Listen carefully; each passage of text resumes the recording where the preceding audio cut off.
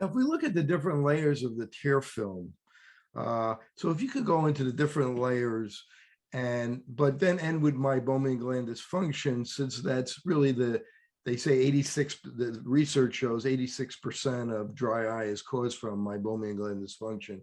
But if you go through the tear film and what we have to be careful about, and what diseases may affect different parts of the tear film. Oh, absolutely. So the top layer of the tears is the oil layer, which is produced by the meibomian glands. And those are the oil glands that line the surface of the lower lid and the upper lid. Then the main body, the saline part of the tears, are produced by the lacrimal gland. The lacrimal gland, that would be affected by conditions like medications that we're taking. Autoimmune conditions can affect the lacrimal gland where it won't produce as much tears. I had a patient of mine who was a young girl. She had cancer of her lacrimal gland and had to have it removed. And then she was unable to produce any saline at all. And we ended up having to fit her in a scleral contact lens, which is a big hard contact lens that rests on the white part of the eye and traps saline in there to keep the ocular surface protected. And then the goblet cells are cells on the white part of the eye that produce mucus. So the purpose of the mucus is to help spread the tears evenly across the ocular surface and help it adhere.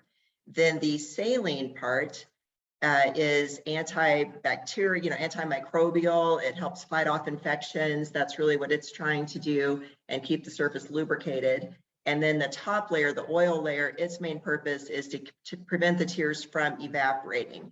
And boy, you called it, 86% of people with dry eye have problems with their oil glands. It doesn't mean it's the only problem they have, because dry eye is multifactorial, but they have problems with those oil glands. So in our office, we image the glands to take a look at them with a device called a meibographer. So the image is called meibography. And what we want to look at is the structure of the glands themselves. Do they look inflamed, and are they starting to die off? What will happen is the inflammation will cause the oils in the glands to harden. And then those hardened oils do two things. One, we don't get as much oil in the tear film, so we get a lot of evaporation, which makes the tears more salty, which causes this whole inflammation cascade and salty salt, like ocean water on our eyes. But the other thing that happens, which is more serious, is the hardened oils cause a chronic obstruction in the gland, which causes the glands to atrophy, which is another word for just dying off. And if we lose a gland, we're most likely not getting it back. There's maybe been some suggestion that perhaps biologic drops might help regenerate, but I would not hold out for that. I always tell my patients, if we lose a gland, we are not getting it back.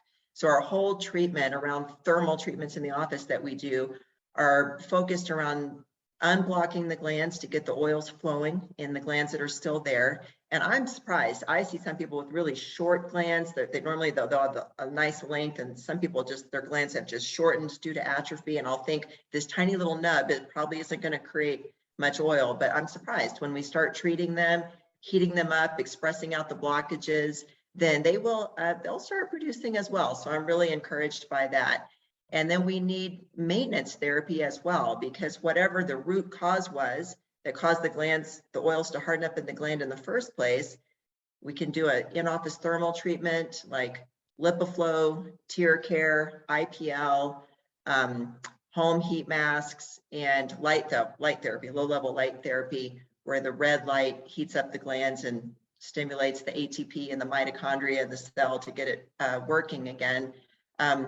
No matter what we do in the office, it's not a one and done treatment, because we'll get the oils flowing, and then we'll notice that our tear breakup time, the time it takes, the seconds it takes for the tears to evaporate off the surface of the eye, will greatly improve.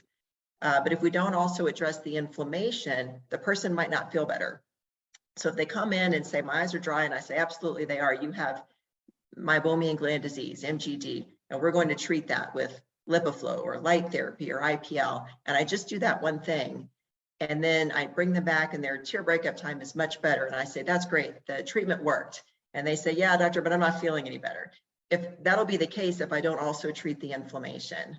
And so the inflammation, as we talked about before, the topical steroid drops, the Xiidra or Restasis or Sequoia, and biologic drops. So we need to also really keep in mind, and any patient going through dry eye treatment needs to really make sure that the doctor's addressing all three, really all three components, which is the inflammation, the oils, and then also just the volume, the saline volume. Sometimes we also still need to add artificial tears or put in punctal plugs. There's little puncta that drain the tear out of our eyes, the lacrimal canal. That's why when we cry, our nose runs, and we can put little plugs in there to sort of slow down the outflow drain so that we can retain more of the body's natural tears.